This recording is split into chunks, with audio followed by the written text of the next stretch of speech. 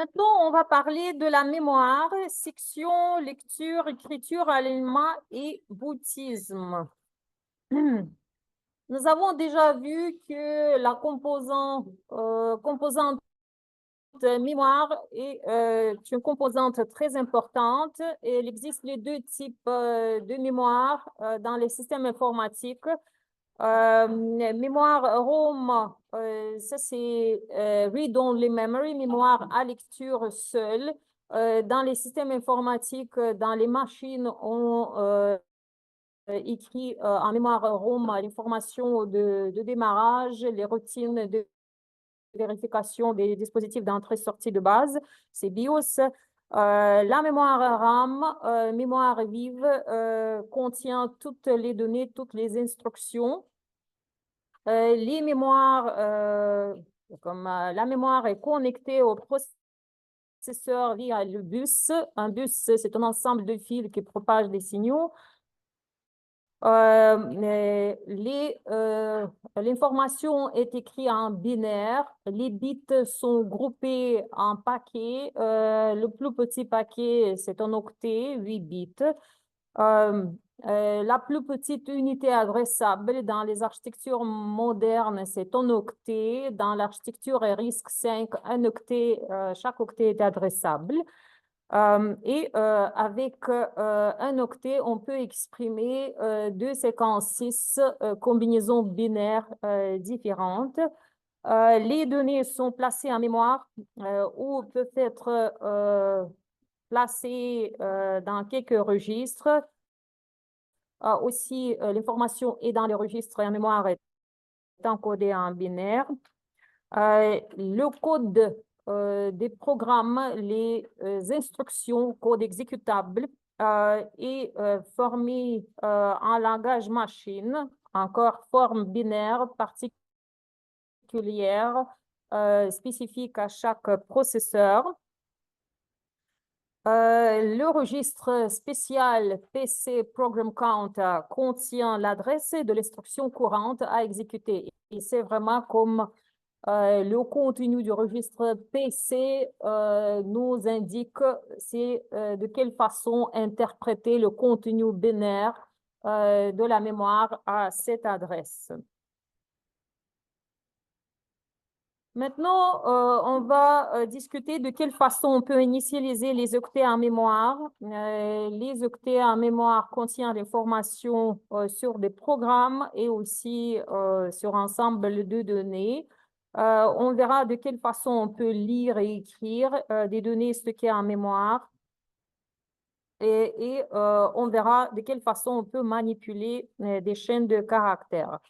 Donc, on va parler de l'organisation de la mémoire, boutisme, alignement, les opérations de lecture et écriture de mémoire, comment des tableaux sont représentés en mémoire et de quelle façon on peut manipuler des tableaux, la notion de pointeur ou référence, chaîne de caractères et finalement, la conclusion va terminer le cours. Organisation de la mémoire.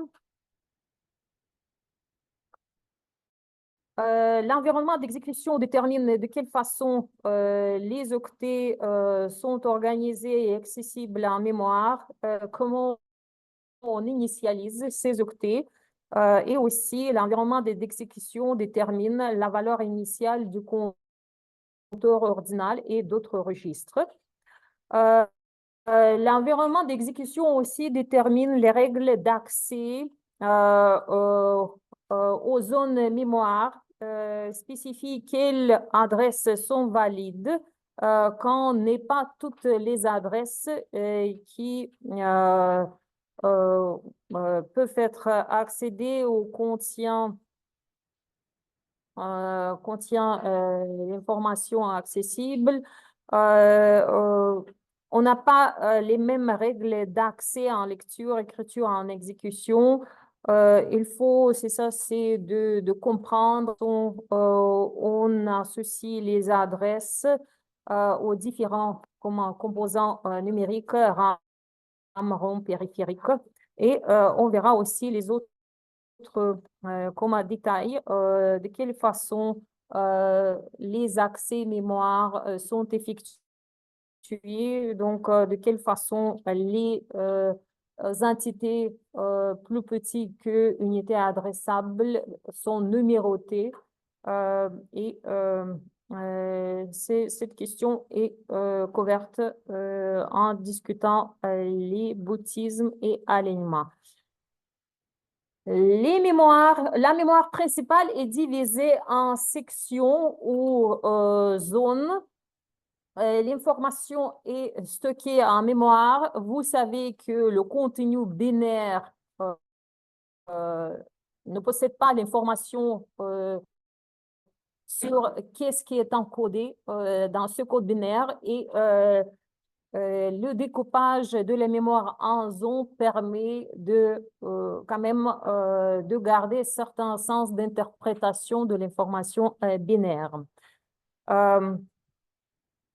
C'est ça, c'est dans le simulateur RARS, l'assembleur gère les deux sections seulement, donc les deux zones de mémoire qui sont comme gérées par l'outil assembleur.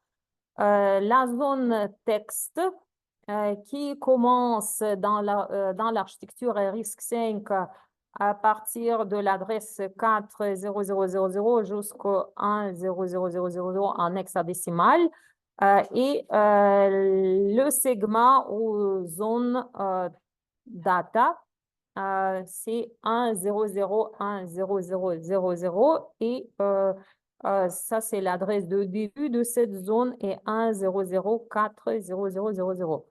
En fait, avec chaque processeur, on spécifie ce qu'on appelle carte mémoire, le découpage en zones de la mémoire principale. Il y a les zones mémoire qui sont dédiées pour système d'exploitation, c'est-à-dire que les programmes du système d'exploitation est placé dans ces zones. Les pilotes des périphériques sont placés dans ces zones. Il y a la zone pile d'exécution et la zone d'allocation dynamique TA. Normalement, c'est la même zone, mais la pile et TA évoluent dans les sens opposés. Donc, certaines informations sont sauvegardées sur la pile d'exécution et certaines informations qui est allouée dynamiquement et sauvegardée dans la zone TA. Vous savez que certains langages de programmation gèrent la mémoire automatiquement, comme Java, mais les langages comme C++ nécessitent, comme offre la gestion, comme C++ permet les deux modes de gestion. Ça, c'est programmeur manuel et automatique, dépendamment dans quelle zone on alloue l'information. En C++, on peut allouer les données dans la zone pile d'exécution. Dans ce cas, c'est le système qui va gérer cette zone automatiquement. Et aussi, on peut allouer l'information dans la zone TA, allocation dynamique. Et dans ce cas, c'est nous qui devons gérer cette zone mémoire. En Java, heureusement, on ne s'occupe pas de cela, mais vous devez comprendre que les opérateurs new qu'on utilise en Java allouent l'espace mémoire dans la zone TA. C'est ça, c'est pour les GNU. Donc, les termes segment et section sont utilisés plutôt comme dans le sens légèrement différent. Il y a la distinction linguistique. Segment est utilisé pour l'édition de liens, section pour le chargement. Donc, nous, on va utiliser ces termes comme synonymes, c'est segment, zone, section. Ça, c'est vraiment comme les parties de la mémoire qui sont comme dédiées pour euh, euh, certains comme actions. On va voir avec vous que certaines directives du langage de programmation, langage d'assemblage, permettent d'allouer l'espace mémoire et certaines directives dont seulement, comme nom indique, les directives à outils à assembleur. Par exemple, la directive .text qui existe dans notre comme langage d'assemblage permet de spécifier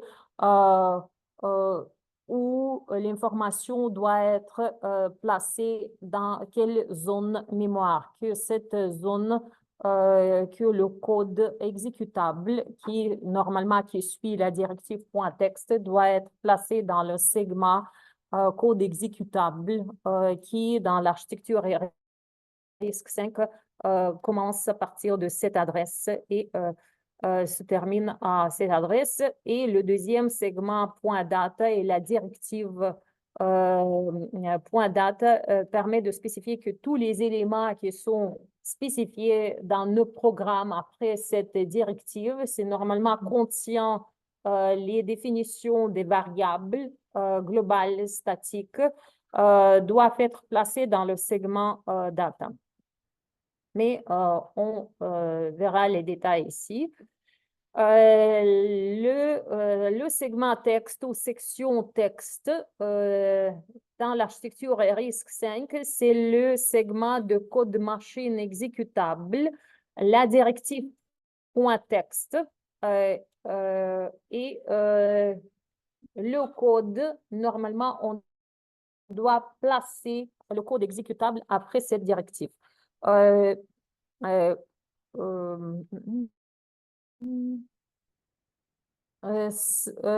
code exécutable est en lecture seule en général.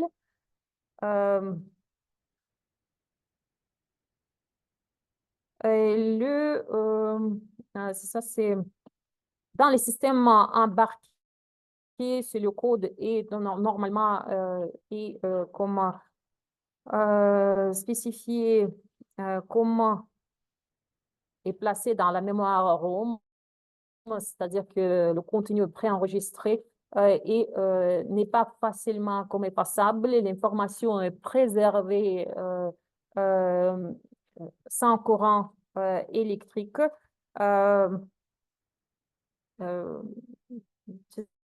Ça, c'est l'information en lecture seule aussi est utilisée pour les zones mémoire protégées pour préserver certaines parties du système d'exploitation qui sont nécessaires pour chargement de notre système.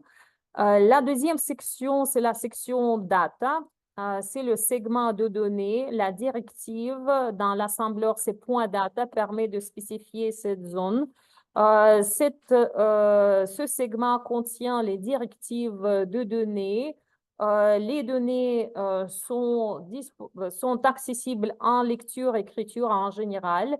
Ça, c'est le type de la mémoire d'habitude qui est utilisé pour ce segment, c'est la mémoire RAM, zone mémoire non exécutable.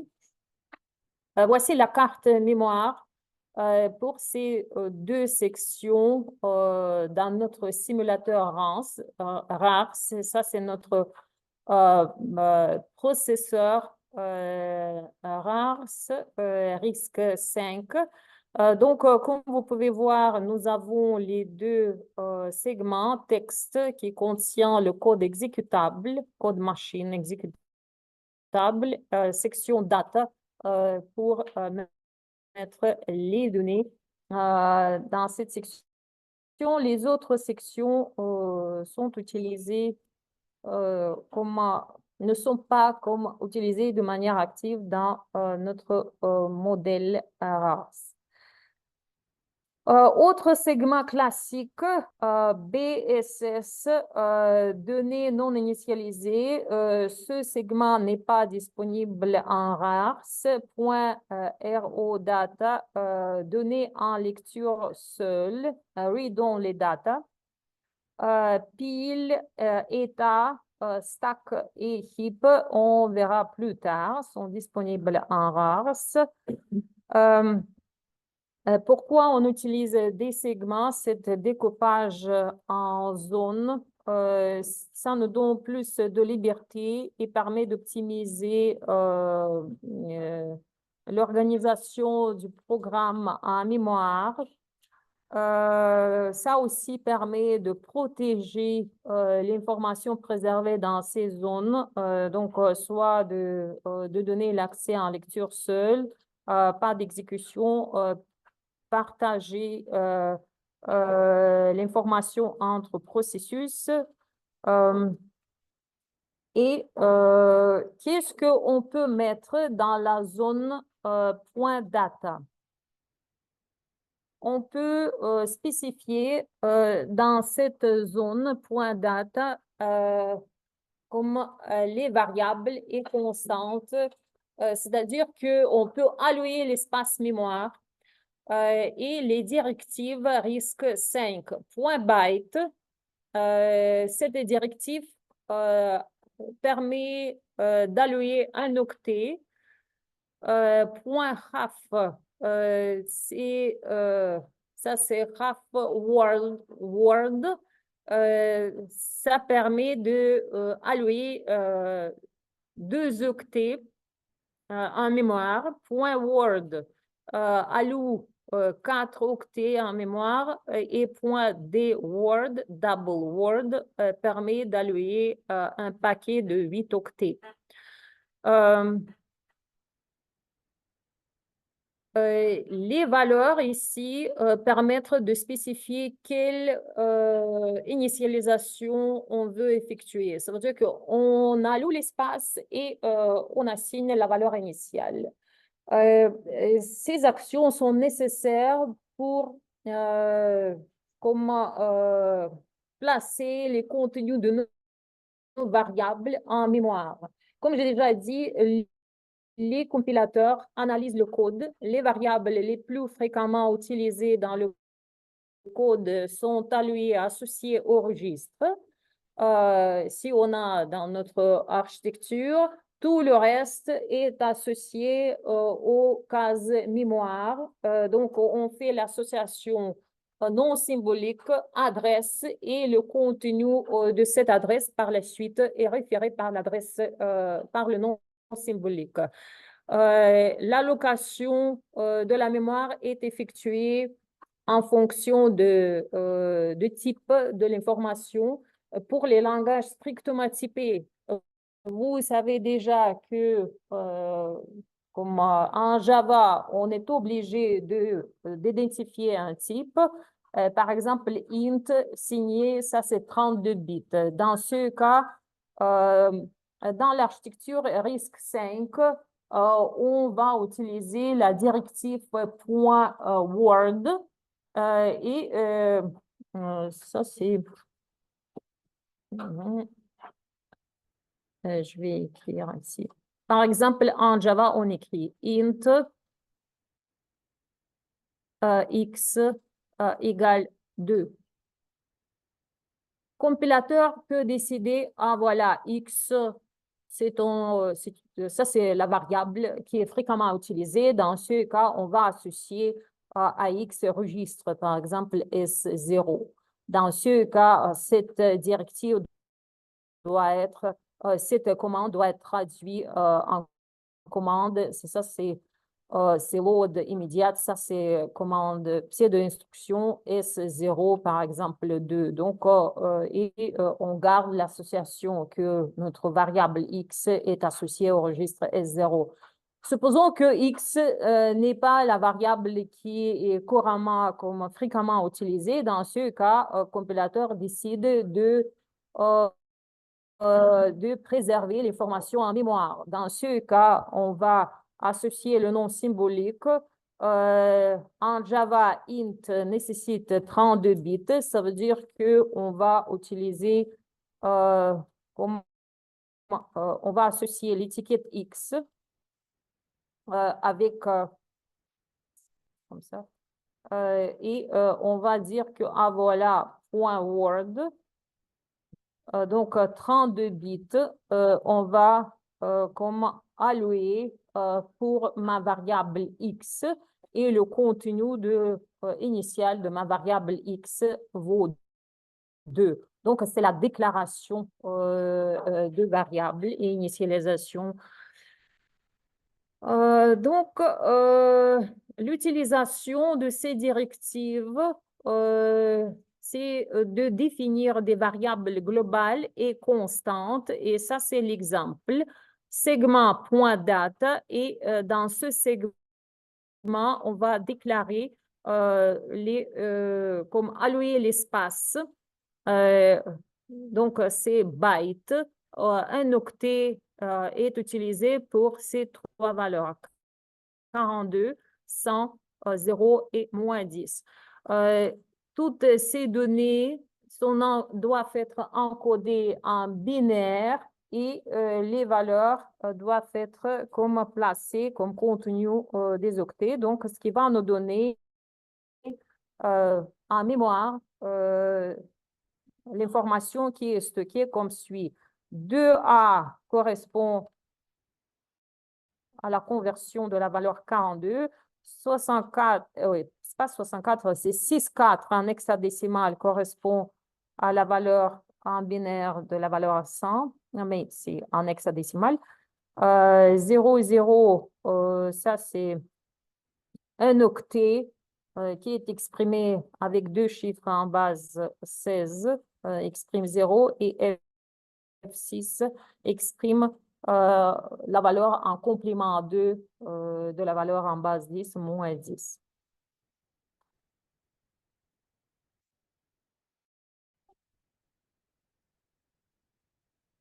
Maintenant, on va parler du bouddhisme.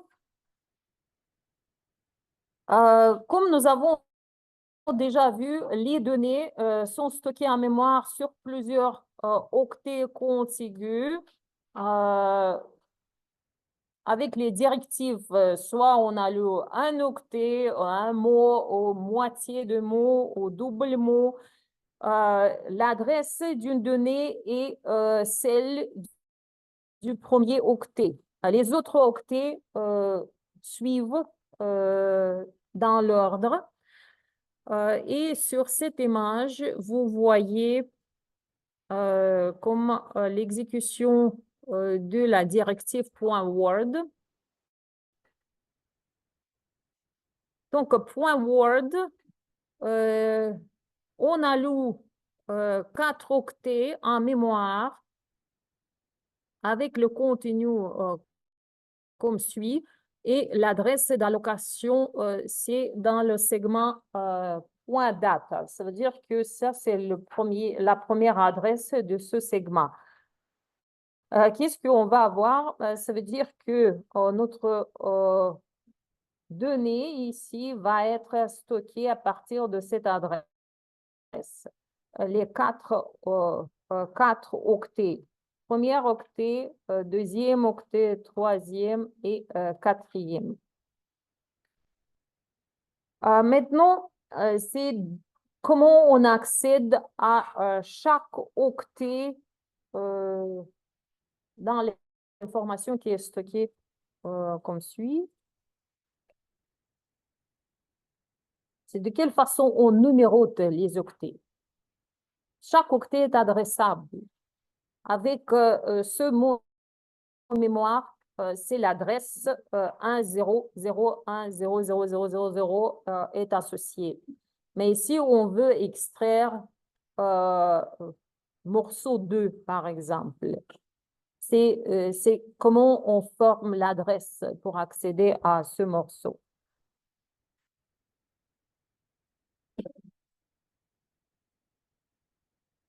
Et pour adresser les octets dans une entité qui est de taille plus grande, on utilise les règles de bouddhisme. Indianis, ça c'est, il existe les deux conventions, comment numéroter les octets comme les dans une dans la dans une grande plus grande entité. Gros bouddhisme, ça c'est big end, petit bouddhisme, petit end. Et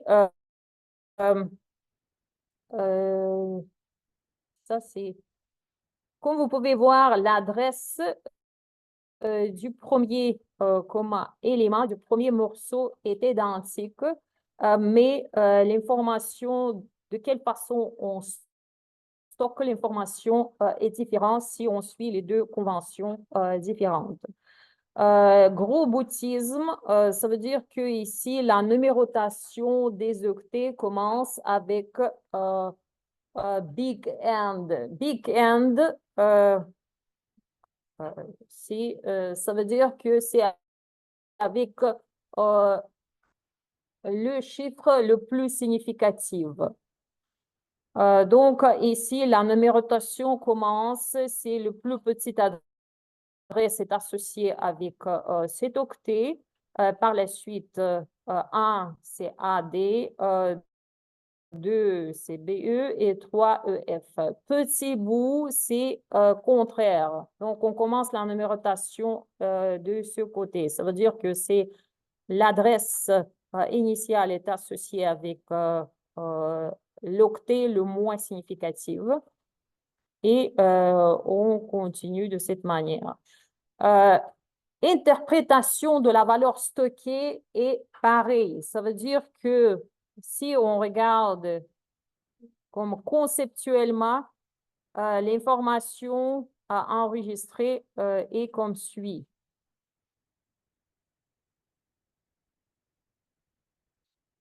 Un instant. Ça veut dire que ici, ça va être toujours l'extrémité droite. Ici, ça, c'est l'extrémité gauche. Ça veut dire que ça va être toujours EF, octet le moins significatif. DE, ça va être octet le plus significatif. Mais gros bouddhisme, ça veut dire que notre numérotation des octets commence à partir de ça. Ça, c'est ici, on commence 0, 1, 2, 3. Pour le petit bouddhisme, 0 est associé à ça. 0, 1, 2, 2 et 3. Et en mémoire, c'est ça, c'est on associe les adresses selon cette convention. Mais lorsque on extrait l'information, ça va être toujours l'interprétation la même. Octet les plus significatifs, c'est toujours à gauche. Octet le moins significatif, c'est toujours à droite. C'est le système de numérotation positionnelle. N'oubliez pas que le bit le moins significatif se trouve toujours à l'extrémité comme gauche et le bit le plus significatif à droite selon le poids associé dans le système de numérotation positionnelle. Question?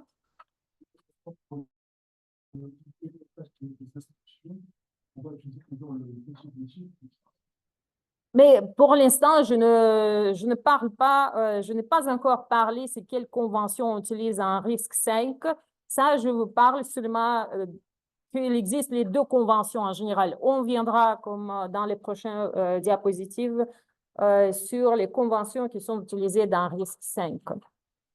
Donc, vous devez comprendre qu'il existe les deux conventions. Et c'est ici, oui, on arrive à cette information. Dans l'architecture x86, ça c'est les processeurs de la famille Intel, on utilise le petit bouddhisme. Ça veut dire que ici, l'octet le moins significatif possède adresse, la plus petite adresse. Donc, numérotation est effectuée dans ce sens. Et ça, c'est l'octet le moins significatif. PEP8, c'est gros boutisme. Ça veut dire que c'est plutôt comme l'octet le plus significatif possède adresse qui est plus petite. ARM et RISC-V, ça c'est biboutisme. Ça veut dire que c'est les deux. Mais par défaut, ça veut dire que pour utiliser deux, il faudra spécifier c'est lequel boutisme on veut utiliser. Mais si on ne spécifie pas explicitement, par défaut, c'est petit boutisme. Ça veut dire que c'est ce schéma. Donc, le bit le moins significatif est numéroté avec le plus petit nombre et on numérote dans ce sens l'information.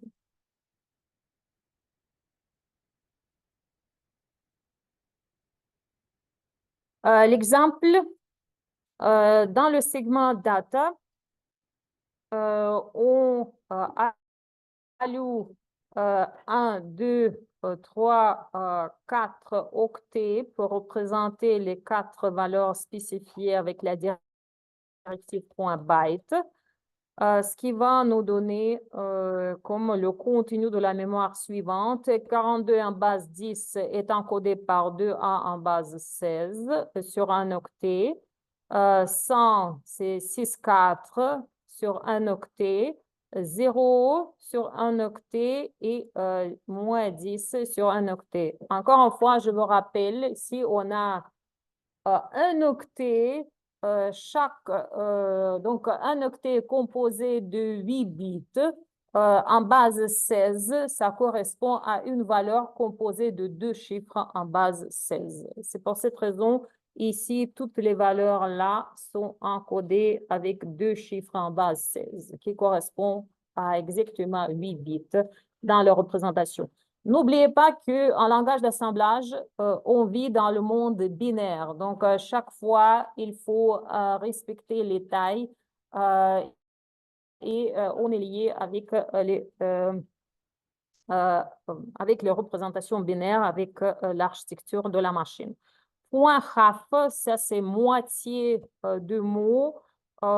C'est pour chaque valeur, on utilise, on alloue 2 octets. Donc, 42 en base 10 va être représenté en 2 octets. Et encore une fois, c'est le petit boutisme. Ça veut dire que ici, 2A, ça, c'est notre comme octet le moins significatif.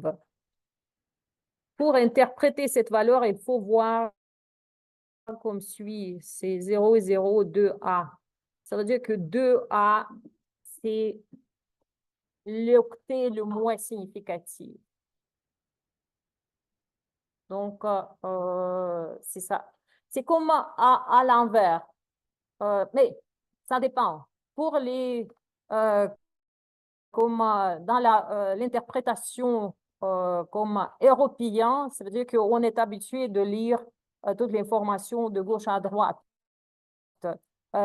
Pour le monde arabe ou israélien, donc vous lisez de l'autre côté, pour vous, c'est probablement petit boutisme va être plus naturellement interprétable. Pour moi, il faut vraiment que je réfléchisse sur le sens. Pour moi, c'est plutôt comme gros boutisme et plus naturel. Donc, c'est ça, n'oubliez pas de quelle façon on doit interpréter les valeurs avec les conventions spécifiées. Donc, valeur 100, comme vous voyez sur 2 octets, c'est ça, il faut voir dans ce sens. 0064, si on veut l'interprétation comme mathématique en base, basant sur la notation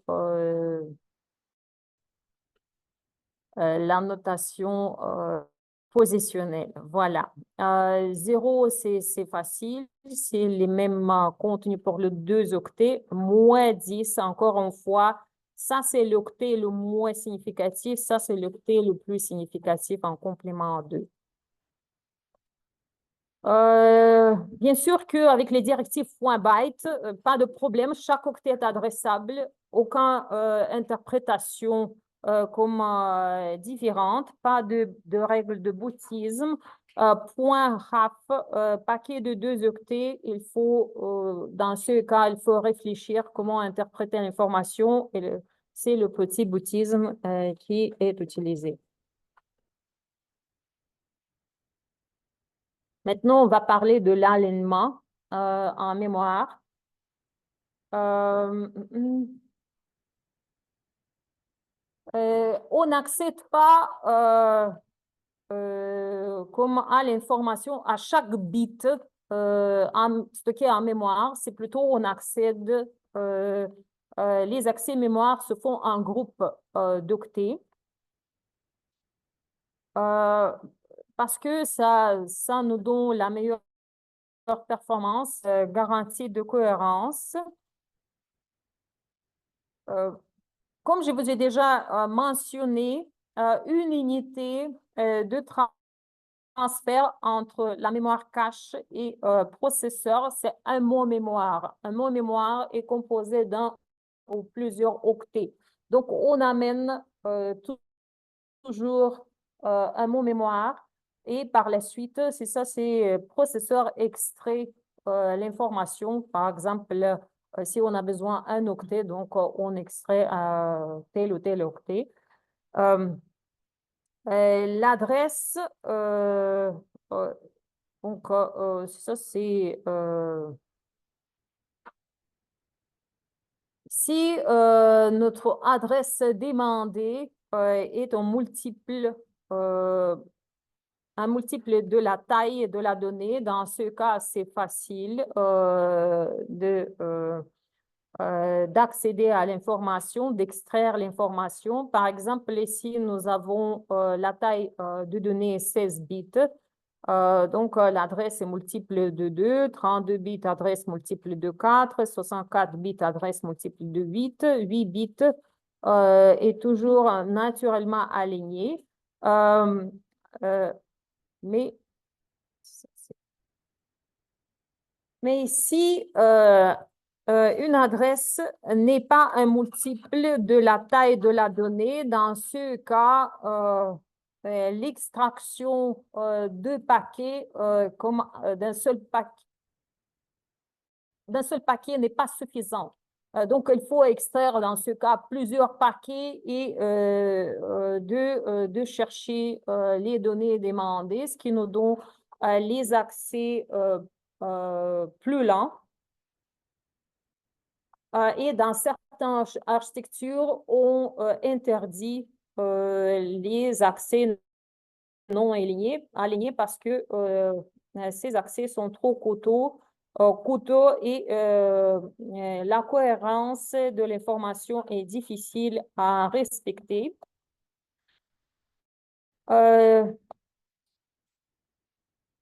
Donc, oui.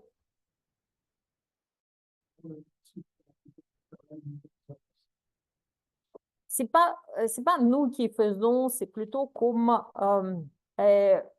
programmeur, on peut écrire, par exemple, Word. Mais ici, je parle en général. C'est pas c'est pas l'architecture RISC-V. On verra que il n'y a pas d'accès désaligné dans cette architecture. Mais en général, supposons que, prenons l'exemple de PEP8. Ça, c'est comme variante de l'architecture x86. Vous avez, mais en tout cas, en PEP8, les instructions sont encodées soit sur 3 octets ou sur 1 octet. Lorsque vous voulez charger une instruction sur 3 octets et votre architecture supporte comme les transferts de 2 octets seulement. Donc, un mot est composé de 2 octets. Dans ce cas, pour extraire 3 octets, il faut faire les 2 chargements, 2 accès mémoire. Premier octet, premier mot mémoire composé de 2 octets, deuxième mot mémoire composé de 2 octets et extraire le troisième octet pour pour charger le code machine. Donc, ce qui devient problématique. Dans ce cas, c'est ça, c'est pour certains, comme encore une fois, vous devez comme allouer l'espace pour un tableau mémoire. Et par la suite, c'est ça, c'est les tailles de certains éléments ne sont pas comme multiples sur comment pour adresser certains octets, bits. Donc, on pourrait avoir les adresses qui ne sont pas alignées sur la taille d'un mot mémoire qui est l'unité de transfert. Dans ce cas, c'est ça, on a besoin certains comme directives pour aligner les accès, c'est-à-dire que ajouter les zéros à l'information pour les représenter l'information sur le nombre d'octets qui est multiple de la taille de l'unité de transfert. Donc, ce n'est pas nous, comme programmeurs, on fait ça, mais pourquoi on a parlé d'alignement? C'est parce que dans l'architecture RISC-V, nous avons la directive .align et n. N, c'est le nombre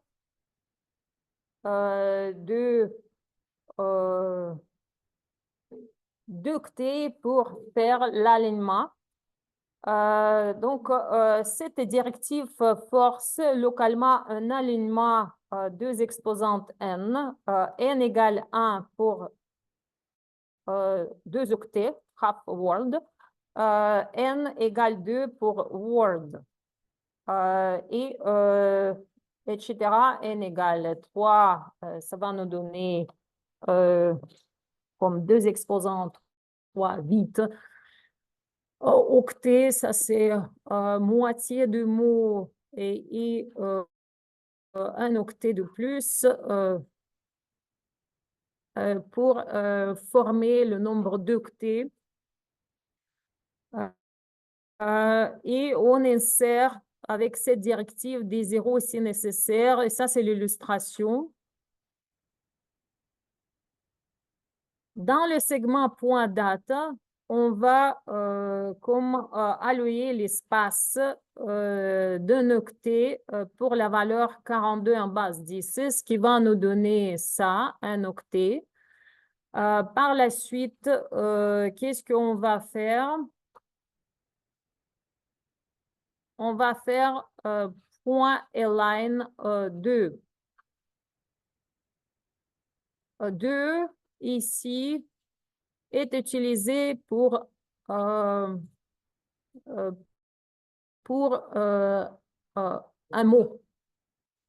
Un mot est composé dans l'architecture RISC-V de 4 octets. Donc, dans ce cas, cette directive va compléter octet qui contient 4,2 avec les 3 octets. Comme vous voyez, c'est là. Ça va former un mot. N'oubliez pas que ça, c'est l'octet le moins significatif. Et ça, c'est tous ces 3 octets sont plus significatifs. Donc, on complète avec 0 pour former un mot mémoire. Et notre octet qui contient la donnée est placé. C'est ça, c'est dans la partie la moins significative. Point word 100, ça c'est en base 10. Ici, on spécifie la valeur qu'on veut représenter. Puisque ça c'est word, ça veut dire que c'est ça, c'est le contenu de la mémoire. Encore une fois, il faut interpréter dans ce sens. Ça c'est le bit le plus significatif. Ça c'est le bit, c'est pas les bits, c'est octet plus significatif, octet moins significatif. Et lorsqu'on fait align 2, c'est déjà aligné parce que 2, ça c'est pour un mot, mais c'est déjà un mot, donc on ne fait rien. Oui.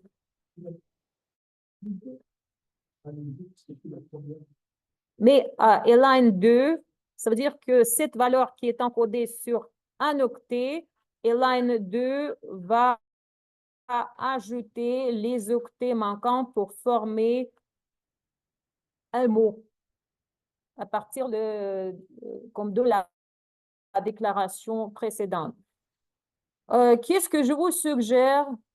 N'utilisez pas la directive align, c'est plutôt tout de suite déclarer plutôt comme, au lieu d'utiliser byte ici, déclarer plutôt word. Ça va vous donner directement la représentation comme ça, sans aligned. Mais c'est quand même c'est compliqué de comprendre. Dans certains contextes, pour certains programmes, il est nécessaire de faire cela. Mais en général, pour le calcul, vous allez voir, pour la programmation, on ne va pas utiliser ces directives .align. Ça, c'est pour faire les optimisations. Il est maintenant 12h20. Je vais terminer le cours. Merci. Pour aujourd'hui, c'est tout.